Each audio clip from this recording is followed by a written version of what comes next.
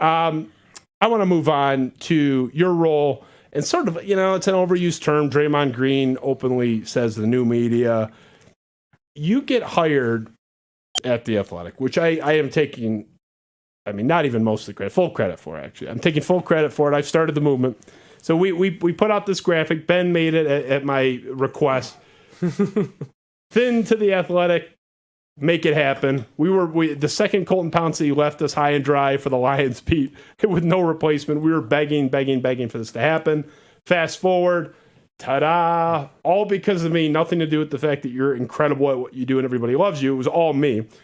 Here's the announcement. Career note from Justin. I'm thrilled to announce I'm going to be writing for The Athletic this season. Thanks to everyone that made this possible. My name inconspicuously absent from that. It's in black font in the graphic. Okay, so we got to switch to day mode to see it. Okay, fair enough. So, and then this is something I want to get out of the way. The response by the quote unquote old guard. Ben, put up Matt Charbonneau. This is like a minute after your post, I think. He does I assume this from The Office. Steve Carell laugh at his ass off. Look. People really in the old guard, it's not just you, it's people like you, the quote-unquote new media. They hate you, again, not personally, what you represent, the sort of new wave. Is that fair? They don't really like what you represent and what you do. Is that fair? Well, I've never had those conversations with them, so I can't put words in their mouth. What's your read on it? How do you feel welcomed into the press row? Do you feel welcomed into the brotherhood? That did not seem like a warm welcome from Charbonneau. We don't know if that was about me first of all. Okay, but right. but to answer your question, like Wade Fink on here couching everything. But to answer your question, so it's tricky because on one hand I know those guys have met their midnight deadlines covering minor league baseball, and they worked their way up and they've grinded for years, and this is their primary career. They majored in journalism and they came up sort of the right way, right? So because of that, I've made sure to never call myself a journalist in any capacity. I've never referred to myself as a journalist, just a recruiting reporter, and a contributor for The Athletic. So that is the way that I have felt that I have carried myself. Have I felt welcomed? I mean, it's not like I go out and reach out and network or anything like that, but it's just the styles don't seem to mesh. And when something like that happens, if we are going to assume that it's about me, just because that's what everyone in the replies all seem to unanimously think, I don't look at it as taking offense to it. I think it's a sign of almost like, okay, I'm on the radar. I'm kind of establishing myself here, almost sort of like a sense of validation, but not that I need that from external forces. But I think it's that's kind of the way I look at it is those comments wouldn't be made if I wasn't doing something that was notable. So that's kind of the way that I look at it. But no, I don't think that the two styles mesh, but also I would say that I haven't gone out and networked and kind of made any attempts to do so at the same time. I mean, look, you can have the diplomatic response. I have my own frustrations with this in general. I have had it out with Tony Paul via text messages. Tony Paul is one of my best friends. It's not personal, but we have a strong disagreement on this. I can't stand that type of stuff. To me, that is Stone Age dinosaur stuff. Right. We have done interviews. I'm not going to get into all the examples on the air because some of it's a little tricky. But we have basically broken news on my show before. Even like one example I'll give is Keon Coleman confirming he'll play basketball. There have been more serious things regarding Tunnelgate, attorneys coming on my show. Like, news was broken. Something that was not reported. It was broken live on my show. And they don't touch it. And they don't want to touch it. Do you know why they don't want to touch it? Because I'm not in the club. I'm not in the brotherhood. Right. I'm new media too, just like you are. We're different, but we're in the same kind of new media. You feel that little alienation, whether you admit it or not. You got a wry smile. I've broken news. Shit that's more newsworthy than what they're writing in the Detroit News and Free Press. They don't touch it. They don't want to touch it. As a general matter, there's a couple exceptions where we've been cited, but very rarely. Yeah. I'm just curious, we can take Charbonneau out of it, take names out of it. Do you think that media is a little bit fuddy-duddy with this stuff. They're a little bit behind the times because, I mean, you not being embraced to me is insane. Like, you're a savant. You're a freak of nature. You're a student at Michigan, not anymore, but at the time, a student at Michigan State, and you're more plugged in than anybody. It's like ridiculous. Do you feel a little frustration there? I think the part that's frustrating is when I look at how I would react if someone is coming up brand new. Well, I guess I'll give you real world examples. I have done Zoom calls with kids at multiple Big Ten universities asking me how they can get involved in the industry, and kids that I don't know at all, kids that weren't even following me when they had sent those DMs, just people wanting to get involved and them asking me kind of how we can go about doing it. I've spent 30, 40, 50 minutes kind of helping those kids get in the industry. So that's just how I would view it if someone's energetic and enthusiastic and trying to break in. I don't think that there's really any sort of competition that needs to exist. Even with other recruiting sites, which is all driven by competition and subscriptions, I have nothing but respect for the people that are working elsewhere. So for me, I just can't relate whatsoever to any sort of a guarded approach to who can be a part of media. So I think media, the more people that are involved, the more sources that everyone has overall, it breeds more motivation and competition for you to go ahead and get a scoop. I think it makes the beat better. The more people that are out there reporting stuff and more people that have the finger on the pulse, the more it motivates other people to go ahead and jump on stuff. I know if I ever get scooped from another recruiting site, I'm like, okay, cool. I need to go ahead and get some more scoops in return for this. So that's how I view it. I think it's healthy competition. It's good for the entire fan base. And I don't think there should be any safeguarding of who gets to have a role in it. I opined on this the first time you were here. I was in awe of you, and this was before your profile has grown exponentially since. You're a delightful weirdo, and in the best possible way. I mean this as a compliment. I don't know anybody else, at least in the state of Michigan, that was in college breaking shit like you were. I mean, getting these sort of tips or whatever. I'm curious, you have DMs. People are hitting you up. You mentioned it. Yeah. Someone hits you up. They say, I'm a 19-year-old sophomore at Michigan State. I'm an undergrad, and I'm in awe of your path, and I want to do what you do. You know, what did you do when you were a student that you're breaking these stories? It's bizarre. I've never seen anything like it. Like, what do you tell that kid if they message you? Well, the first thing is like, it's always surreal because I just never like kind of saw myself as having that kind of impact.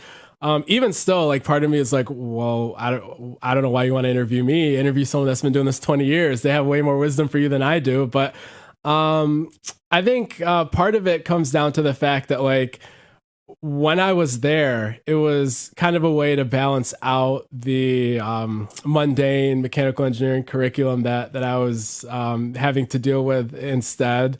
Coach Tucker had just gotten the job. Recruiting had way more life in it than I had experienced before. And it was just a good time to kind of be close to the recruiting scene. I got a message board subscription to Rivals right around that time. And I think right around then is when I kind of also figured out Corey Robinson, who's my colleague now at 24/7. He was doing this as a part-time employee because his day job was working at the hospital. That was kind of the first time I figured out, oh, you don't have to be a journalism major to be a recruiting reporter. And my interest was only in being a recruiting reporter. So that kind of worked out perfectly. And I was kind of just talking to some friends back then of like some possibilities of dabbling in it a little bit, but I was kind of unsure if I kind of had the time, if I had the interest long term to do it, or if it was just something I wanted to try out a little bit. But I guess, yeah, I guess I should shout him out too. I know my guy, Nolan, who was my roommate at Michigan State, Abdul, who I've known since kindergarten.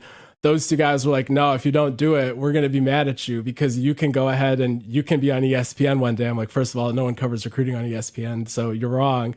But they were like, no, you have to go for it and do it. And then my roommate, Antonino, who's one of the smartest people I know, he helped kind of balance the school side of things with the workload. But because of those guys and kind of the conversations we had in University Village in East Lansing, that's kind of where that part of the career kind of unfolded. And I reached out to Jim Comparoni, the publisher of Spartan Mag, and I kind of pitched like, let me work for free.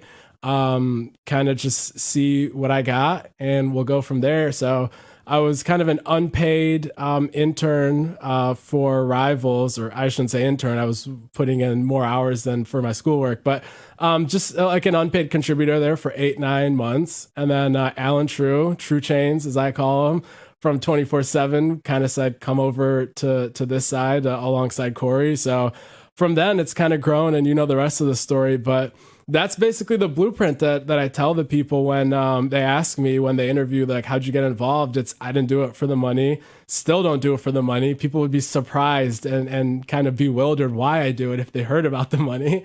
And at the end of the day, I think that's where you have to be at if you want to kind of excel at this, especially early on, is you have to do it out of enthusiasm, out of energy, out of passion. Otherwise, you're going to be in it for 2-3 months, get frustrated if you're not getting responses back from recruits or your sources are drying up. That's not going to be sustainable unless you have just energy and enthusiasm for it. And that blueprint and those kind of messages are what I tell people when they ask kind of how to get involved in it. So you gave a great answer for how to become a recruiting reporter and how you got there. And there's a lot of recruiting reporters. No offense, like they ain't at your level for the most part. Why were these insiders, players, coaches, players, families, whatever, no offense, but giving you the time of day when you were a student? Like now I get it, you got the athletic thing. They were giving you the time of day because you were getting the scoops. Like I get it. You're enthusiastic, willing to work for free. Yeah. Why were you better than most people in your space as a kid? I mean, what was the secret sauce there? I think it's because I resonated with the kids that were student athletes and knew what they were kind of going through in their daily lives. Like when you go ahead and you spend a lot of days freshman year with Jaron and you see Jaron Jackson and you see what he's going through on social media when he's only scoring 14 and 7 that day when he's supposed to be a top 5 pick in the draft, and you see how it weighs in on him. You go about reporting and handling these things a certain way where you kind of put the kids first a little bit. So the kids and the coaches that represent the kids see that and they say, okay, this guy's not doing it for clout. This kid's not doing it to be first. This kid's doing it to tell the story of why my player or why I am committing to this school, or telling a story of why so-and-so is interested in the school. It's not for any sort of agenda or for career advancement. It's just another kid close to their age taking interest in them as student athletes. And I think that's kind of where I was able to turn that into whatever it has become so far. So basically just come at it honestly and with enthusiasm. Right. I mean, in so many words, right? Yeah. I think part of it is I never had any expectations of what it could become. I didn't think I would ever make any money out of it. And I didn't think I would ever have a huge platform. So I never angled it in a way where those things were the goal.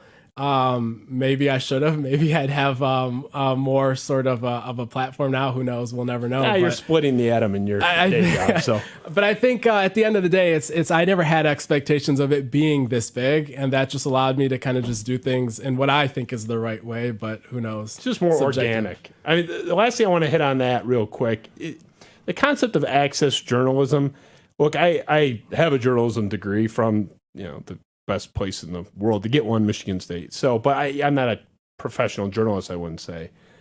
I do wrestle sometimes, like even with what I just said about Tom Izzo. Tom Izzo is my number one dream guest ever. Like I have asked Tom Izzo to be on this show like 6,000 times. When I did what I did back there and said what I said, think, oh shit, did I just cost myself Tom Izzo? Because I do know there's people that watch the show that are on the team and in the program.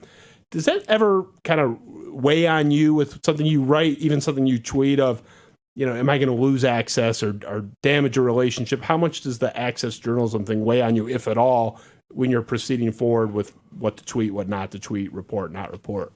Yeah, I think everything that I say that I believe. Everything I say I believe. Sometimes, I might not be able to have a 9 tweet series in the middle of a game bashing play calls when I need to know what's happening in the recruiting quarterback picture. So yes, in some cases I have to take emotion out of it, not live tweet what I'm thinking and just acting like a fan. But I don't ever say anything I don't believe. I don't go ahead and carry the water for anyone just because I'm like, oh, if I say something nice, it'll help me in this way. So yeah, sure. I don't think I have the leeway to go ahead and bash people the way that people that are not recruiting reporters do, because a lot of my access, being candid, is tied to the people that are on the staff. But there's a difference between kind of behaving in a way where you are more tempered versus just going ahead and being a poster boy or fanboy for the program. So I'm sure there are many people out there, especially Michigan fans, that would say, no, you are a fanboy. But I think I've never said anything that I didn't believe. Have I held stuff back that I've wanted to tweet? Yes. But I think there's a difference between that and being dishonest or just promoting things you don't believe in. It's discretion versus dishonesty. That's exactly right. That's exactly right. Discretion, not dishonest. That's right. That's what I think. I think you do land in that boat. I'm a big fan here, so I think you're doing an awesome job with what you do. I want to see you continue to blow up. I am taking full credit for the athletic thing. I got to see what next I can take credit for and blowing you up. I